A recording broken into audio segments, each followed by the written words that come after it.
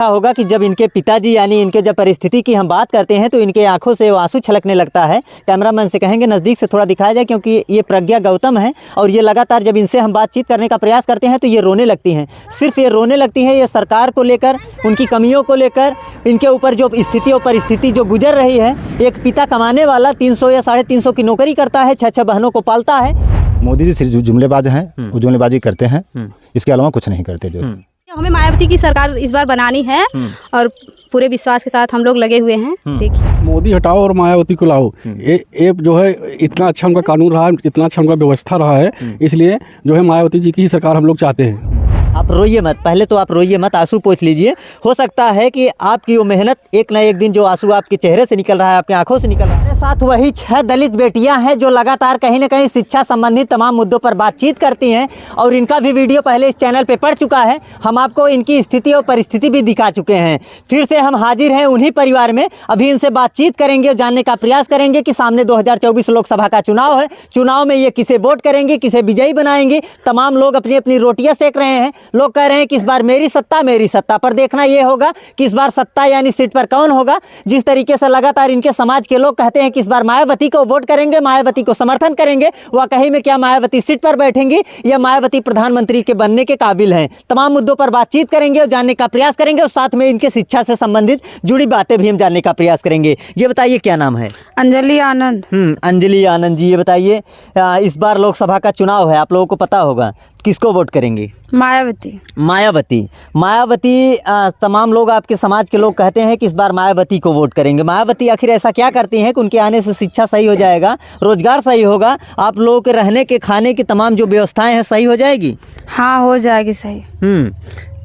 क्या मतलब ऐसा क्यों लगता है कि मोदी के सरकार में वो सुविधा नहीं मिल पा रही है? क्योंकि मोदी के सरकार में सुविधा इसलिए नहीं मिल पा रही क्योंकि महंगाई हो रहा है। अब महंगाई के साथ साथ बच्चों का नुकसान हो रहा है। शिक्षा इतनी महंगी हो जा रही है कि गरीब बच्चे के पढ़ ही नहीं पा रहे हैं।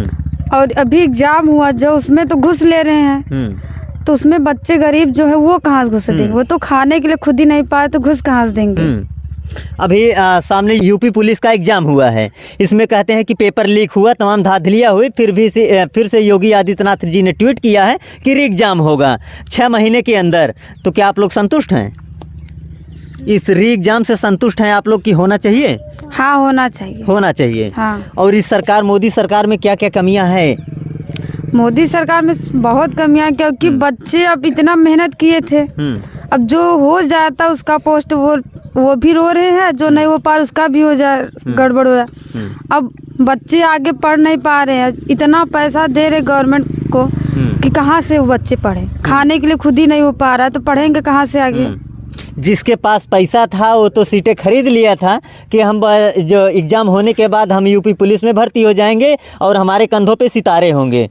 पर आप लोग गरीब समाज के हैं, गरीब बिटियां हैं, आप लोग पास तो पैसा नहीं था, एग्ज़ाम में धांधली हुई। अगर ऐसा कुछ हो जाता तो आप लोग फिर क्या होता? फिर जो भी पैसा लगा था एग्ज़ाम का, जो भी तैयारियाँ थी, सब फेल हो जाता, मेहनत बेकार हो जाती। हाँ, मेहनत तो बेकार हो जाती है। तो इस सरकार से संतुष्ट नहीं है आप? नहीं, सरकार से संतुष्ट नहीं है। तो इस बार किसको वोट करेंगे? मायावती को वोट करेंगी और उनके आने से सारी मुश्किलें या समस्याएं दूर हो जाएंगी। हाँ, हो जाएंगे। तो ईवीएम से वोटिंग करेंगी या बैलेट पेपर से? बैलेट पेपर से। ईवीएम में क्या दिक्कत है? आप लोग लगातार सभी लोग कहते हैं कि ईवीएम में धांधली हो रही है। ईवीएम है ऐसा कि वो मतलब हैंग कर देते हैं। वोट हम किसी और को देते हैं, वो दूसरे किसी को हैक हो जाता है। इसीलिए हम ईवीएम में नहीं, बैलेट पेपर पे वोट देना चाहते हैं। चलिए, ये बताइए बेटा, क्या नाम है? अनाम क्या? कितने में पढ़ती हो? 9th में। कितनी बहनें हैं? 6 बहनें हैं। पहले भी वीडियो आप लोगों का हम दिखा चुके हैं कि 6 बहनें हैं आप लोग। लगातार आपके पिता आप कमाते हैं अकेले, लिबराना करते हैं, कुछ करते होंगे, करके उसके बाद आपके परिवार का खर्चा यानी पालन और पोषण करते हैं। इससे आप लोगों की आजीविका चल जाती है। 6 बहनें हैं। एक भाई है आपके पास? नहीं, भाई नहीं है। कई फिर भी आपके पिता आप लोगों को ध्यान देते हैं। तो क्या कहेंगी, 6 में पढ़ती हैं तो क्या सुविधा मिलता है आपके स्कूल में? हाँ, हो जाता है सुविधा। चलिए, कोई बात नहीं। क्या नाम है तुम्हारा? आयुषी नाम है। कितने में पढ़ती हो? 5 में। 6 बहनें हो? सबसे बड़ी हो छोटी? 5वीं नंबर। 5वीं नंबर हो। चलिए ये बताइए, आपका तो वीडियो पहले भी लोग आपके चेहरे से लोग वाकिफ़ हैं, जानते भी होंगे, फिर भी एक बार अपना परिचय बताइए। मेरा नाम प्रज्ञा गौतम है। प्रज्ञा गौतम, ये बताइए प्रज्ञा गौतम जी, इस बार लगातार कहीं न कहीं लोकसभा का चुनाव सामने है और लोग अपनी जो तमाम लोग नेता हैं, राजनेता हैं, अपनी अपनी रोटी सेकने में लगे हैं। इस बार मेरी सत्ता देखिए, एक तरफ अखिलेश यादव, एक तरफ राहुल गांधी, एक तरफ मायावती, एक तरफ मोदी जी, तमाम लोग हैं। जो अभी कुछ लोग ऐसे हैं जिनका नाम अभी सामने नहीं निकल के आया है। क्या कहेंगे, इस बार किसकी सत्ता होनी चाहिए या सीट पर कौन? मायावती लगातार आप लोग मायावती के समर्थन यानी सपोर्ट में हैं। ऐसा क्या है मायावती में जो मोदी जी नहीं कर सकते हैं? मायावती दलित समाज को वो मतलब ज़्यादा पहले से ही की हैं और हमें भरोसा है और वो मायावती करेंगी। हमें मायावती की सरकार इस बार बनानी है और पूरे विश्वास के साथ हम लोग लगे हुए हैं। देखिए फिर क्या होता है। मोदी जी कहते हैं सबका साथ सबका विकास, बेटी बचाओ बेटी पढ़ाओ, उनका तमाम ऐसे नारा है जो वायरल भी होता रहता है, आपने देखा भी होगा। तो क्या ये बेटियां पढ़ रही हैं, बेटियां सुरक्षित हैं, बेटियां कहीं आ जा रही हैं, तमाम उनकी जो बातें हैं क्या सत्य है? नहीं, ये तो सत्य नहीं है। बेटियां पढ़ रही हैं, वो कैसे पढ़ रही हैं, उनके परिवार पढ़ा रहे हैं।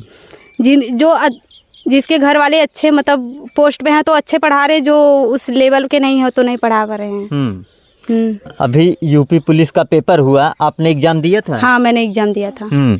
उसमें काफ़ी खबरें लीक हुई थी कि पेपर लीक हो गया है, तमाम ऐसे अभी देख रहे हैं लखनऊ में जो है कि वहाँ पे धरना प्रदर्शन हुआ, इलाहाबाद में धरना हुआ, पर इलाहाबाद में हुआ, लखनऊ में हुआ, पर दिल्ली के पार्लियामेंट यानी दिल्ली में क्यों नहीं हुआ ये धरना? वो सरकार नहीं करवाई, मतलब पता नहीं क्यों नहीं हुआ। कहते हैं भारत की राजधानी नई दिल्ली है और दिल्ली में जो के धरना होना चाहिए था, वहाँ के जो तमाम लोग थे उनको उतरना चाहिए था, रोड पे उतरना चाहिए था, शिक्षक को उतरना चाहिए था, नेता को उतरना चाहिए था, प्रशासन को, शासन को, सभी लोगों को उतरना चाहिए था, पर ऐसा नहीं हुआ।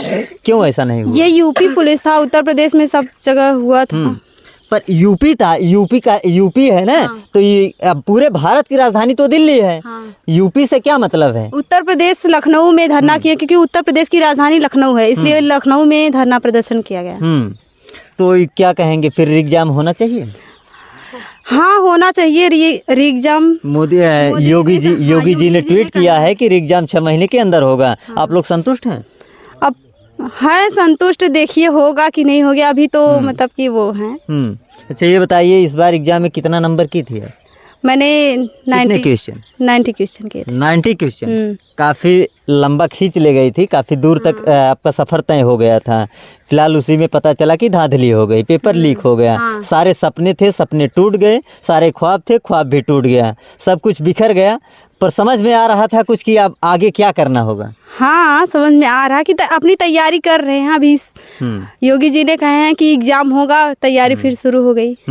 अब ये कब होगा अब ये नहीं पता है। योगी जी कह रहे हैं तैयारी शुरू हो गई और सामने लोकसभा का चुनाव है, तो चुनाव पहले कराएंगे या पहले पेपर कराएंगे? अब चुनाव अगर होगा तो पेपर बाद होगा, अगर पेपर पहले होगा तो चुनाव बाद होगा। ये सरकार की जो सत्ता है ये तो फायदा अपने पलड़े नहीं पड़ती है कि ये किस तरीके का कार्य करती है।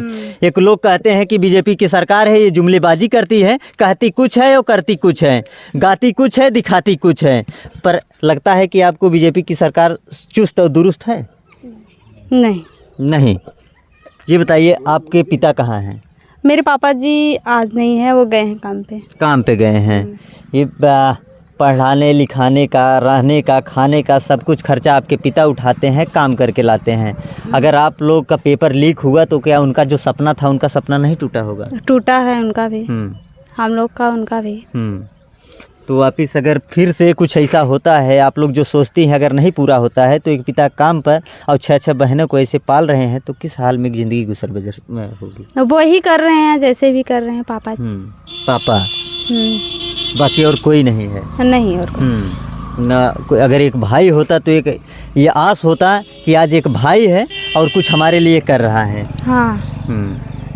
आप लोग सोचती होंगे कि अगर हमारे भैया होते या कोई और देखने वाला होता तो आज शायद हम लोगों की ज़िंदगी अच्छी खासी चलती, हम लोग पढ़ लिख पाते, अच्छे से रह पाते।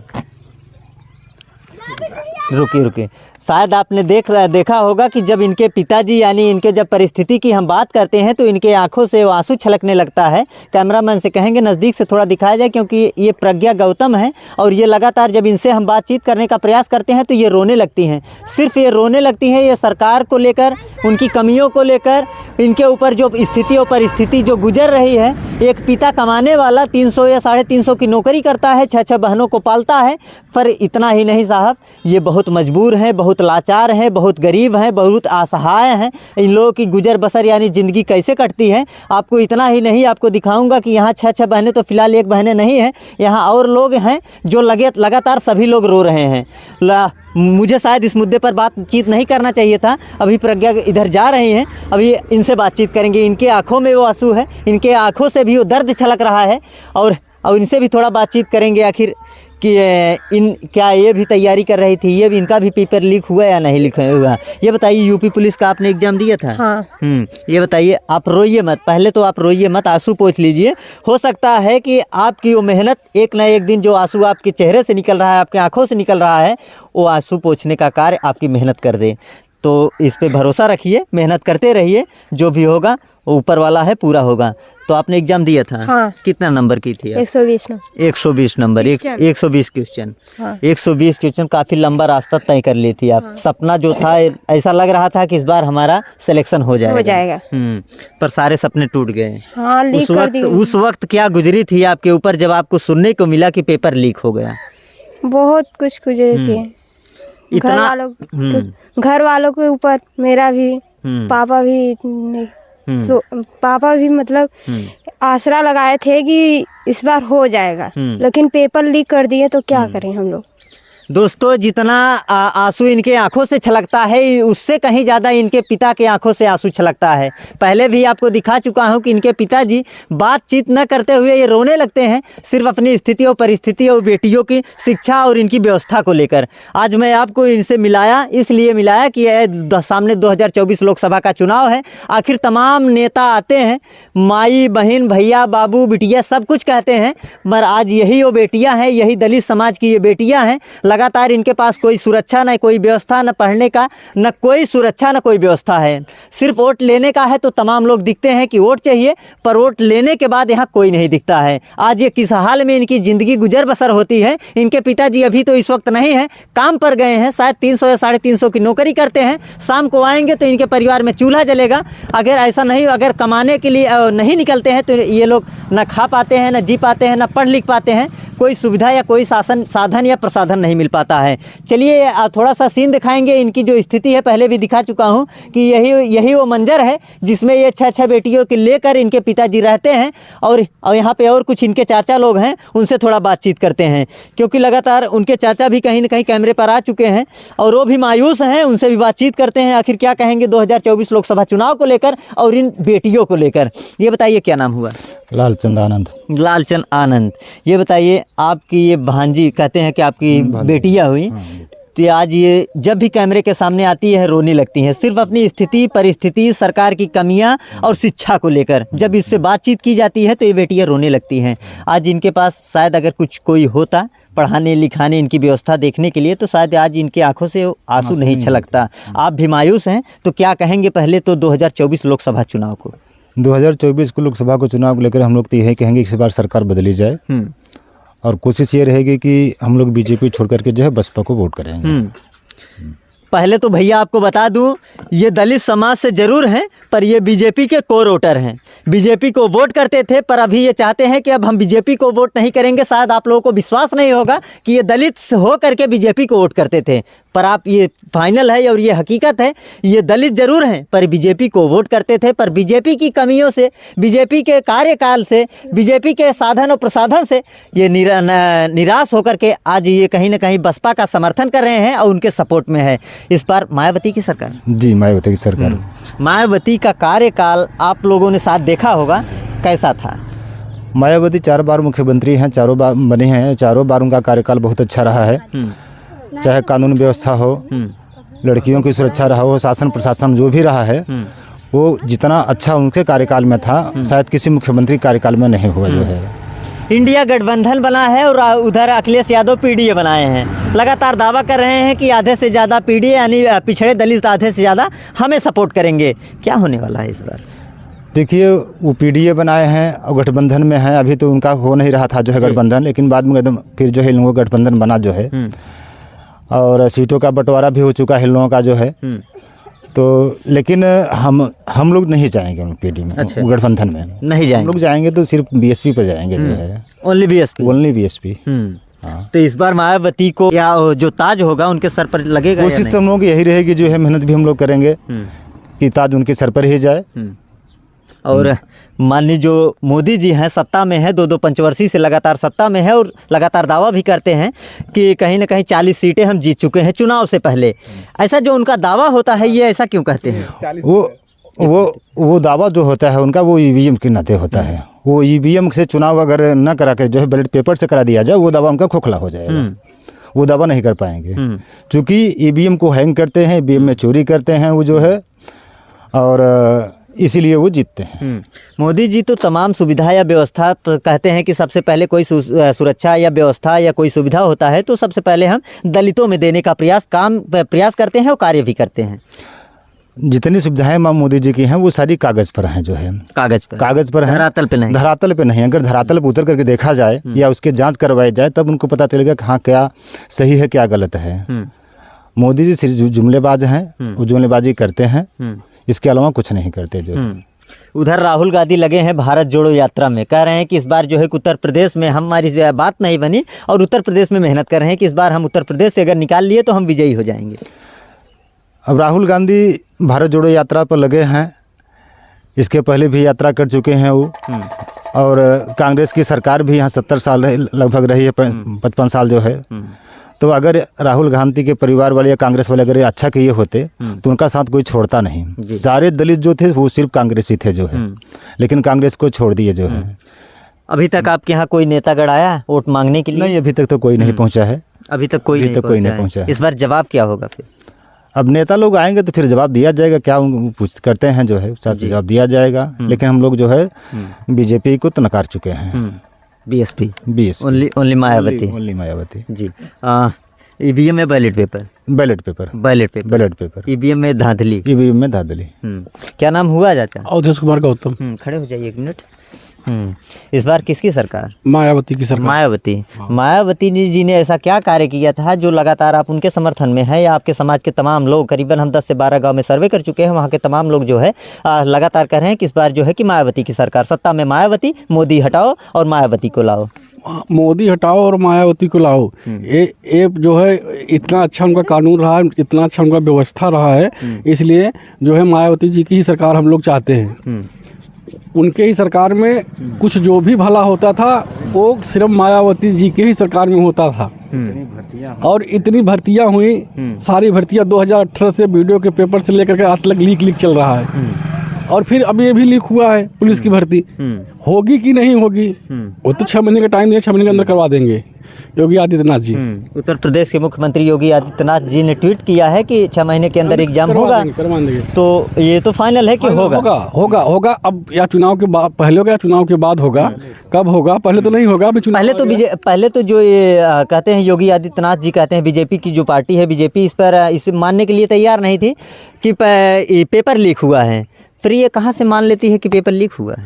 जब जब बच्चों ने धरना प्रदर्शन किया यूको गार्डन में जाकर के, पुलिस मुख्यालय पे, वहाँ जाकर के लखनऊ में, तब जाकर के उन्होंने माना कि हाँ पेपर लीक हुआ है। साक्ष्य तो उसी दिन आ गया था जिस दिन पहला पेपर हुआ था, उसी दिन साक्ष्य आ गया था कि पेपर लीक है। पहले चोरी फिर सीना जोरी। चलिए, शायद यही बीजेपी का कार्यकाल रहा। लगातार अभी आपको जो मैं खबरें दिखाया हूँ इससे आप लोग कितना संतुष्ट हैं कमेंट के माध्यम से ज़रूर बताइएगा। और जिस भाई को इस वीडियो पसंद आया हो वो शेयर करेगा और शेयर करके कमेंट करेगा। आखिर बताइएगा कि ये हमारे साथ जो बहनें हैं, ये जो बेटियां हैं, आखिर किस हाल में इनकी ज़िंदगी गुजर बसर होगी। और जो भाई इनकी मदद करना चाहता है चैनल के माध्यम से कर सकता है। इस पर गूगल पे नंबर में डाल दूंगा, उस पर आप लोग जो है कि इनकी मदद बेशक कर सकते हैं। और अभी मैं इनकी स्थिति परिस्थिति दिखा, आप लोग क्या समझते हैं इस वीडियो को देखकर कमेंट में एक प्यारा सा कमेंट जरूर करिएगा। मिलते हैं किसी और दूसरे वीडियो में, तब तक के लिए जय हिंद, जय भारत।